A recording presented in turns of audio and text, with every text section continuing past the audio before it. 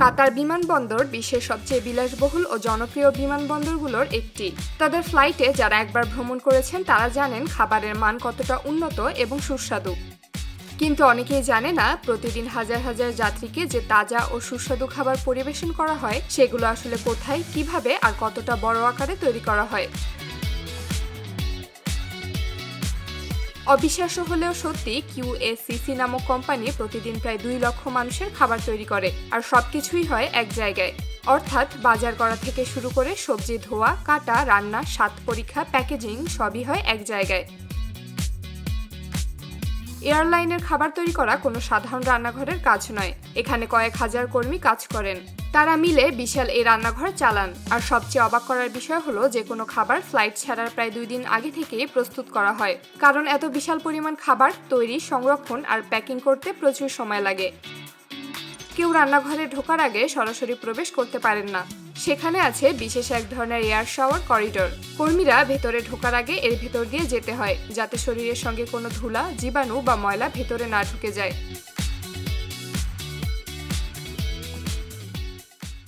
এই রান্নাঘরের সবচেয়ে বড় দায়িত্বে আছেন ফিলিপে হেম্পে নামের একজন কর্মকর্তা। তিনি প্রতিদিন বাজার করা থেকে শুরু করে খাবারের মান নিয়ন্ত্রণ পর্যন্ত সবকিছু দেখেন। এখানে প্রায় 4000 মানুষ কাজ করেন, যারা এসেছে বিশ্বের 38টি ভিন্ন ভিন্ন দেশ থেকে। তারা সবাই মিলে প্রতি 3 মাস পর পর নতুন মেনু তৈরি করেন, যাতে যাত্রীরা বারবার একই খাবার খেয়ে বিরক্ত না হন।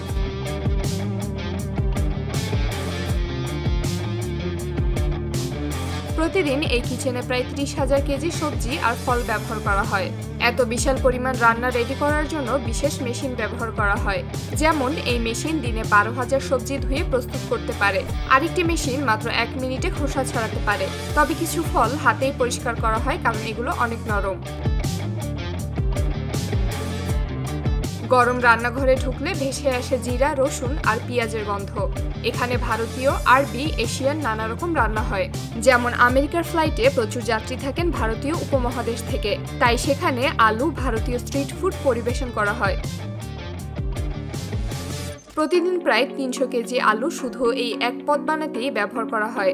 একইভাবে প্রতি সপ্তাহে 36,000 টাটকা ডিম ব্যবহৃত হয়। আর এর পাশাপাশি প্রতিদিন প্রায় 12,000 অমলেট বানানো হয়।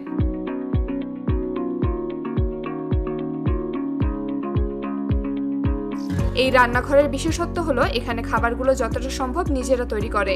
অনেক এয়ারলাইন বাইরে থেকে ফ্রোজেন সসেস, পাস্তা কিনে নেয়। সেখানে কাতার এয়ারওয়েজ নিজেরাই এসব তৈরি করে। শুধু মূল খাবার নয়, প্রতিদিন সেখানে বেকারি সেকশনে তৈরি হয় অগণিত আইটেম। 1 ঘন্টায় প্রায় 10,000 ক্রোশো রুটি বানানো হয়। এর পাশাপাশি থাকে নানান ধরনের রুটি।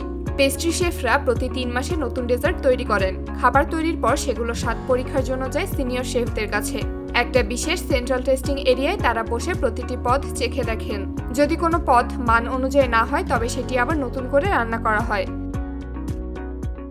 খাবারগুলো প্রস্তুত হওয়ার পর প্রতিটি ট্রেতে কোড লাগানো হয়, যাতে করে কোনো সমস্যা হলে ঠিক কার হাত দিয়ে কোন সময় খাবার তৈরি হয়েছে সেটা সহজে ট্রেস করা যায়।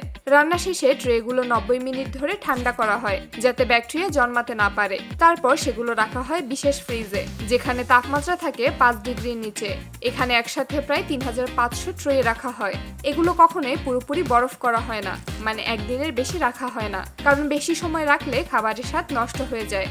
বিশেষ খাদ্যাভ্যাসের যাত্রীদের জন্যও থাকে ভিন্ন ভিন্ন মেনু। কেউ ভেজিটেরিয়ান, কেউ ডায়াবেটিক, আবার কেউ শিশুদের জন্য বিশেষ খাবার চান। সবকিছুর জন্য আলাদা অপশন রয়েছে। ইকোনমি আর ফার্স্ট ক্লাসের জন্য প্রায় 50 ধরনের খাবার ডিজাইন করা হয়। বিজনেস ক্লাসের জন্য থাকে 150 ধরনের ভিন্ন মেনু। কাতারের পরিবেশ অত্যন্ত গরম। এখানে কোনো লেক বা নদী নেই, তাই স্থানীয়ভাবে সবকিছু উৎপাদন করা সম্ভব না। অধিকাংশ উপাদান বিদেশ থেকে আমদানি করতে হয়। তবে টমেটো, শসা, পালং শাক ইত্যাদি সবজি স্থানীয়ভাবেই পাওয়া যায়। খাবারগুলো শেষ পর্যন্ত বিশেষ ট্রলিতে ভরে ট্রাকে করে সরাসরি বিমানবন্দরে নিয়ে যাওয়া হয়। সেখান থেকে সেগুলো ঢুকিয়ে দেওয়া হয় বিমানের কিচেনে। বিমানের ভেতরে বিশেষ ওভেন ব্যবহার করা হয়।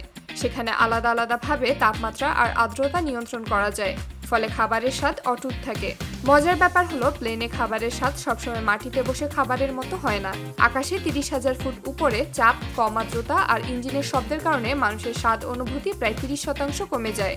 তাই খাবারে বিশেষভাবে মশলা ব্যবহার করা হয়, যাতে সেটা ভালো লাগে। শেষমেশ যাত্রীদের পছন্দ বোঝার জন্য কাতার এয়ারওয়েজের দল নিয়মিত ফ্লাইট থেকে ফেরত আসা ট্রেগুলো পরীক্ষা করে দেখেন কোন খাবার বেশি খাওয়া হয়েছে আর কোনটা বাদ গেছে। সেই তথ্য দিয়ে রান্নাঘর ঠিক করে কোন খাবার কতটা করে তৈরি করতে হবে। এতে যেমন খাবারের অপচয় কমে, তেমনি যাত্রীরাও পান তাদের পছন্দের পদ।